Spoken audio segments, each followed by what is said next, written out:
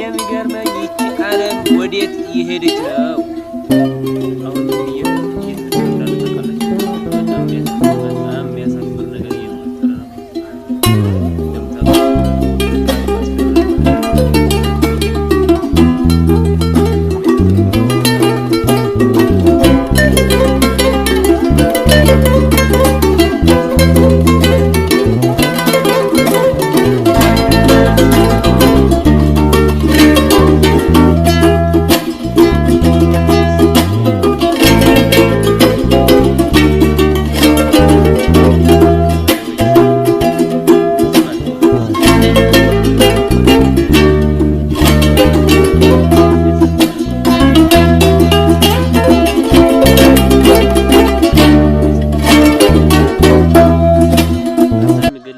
በቃ የሚገፍህ መታቀም ማን እንደሚገፍህ ማንም እንደሚገፍ አታውቅም። አሁንም እኛ ቅድሚያ ሰላም ነው።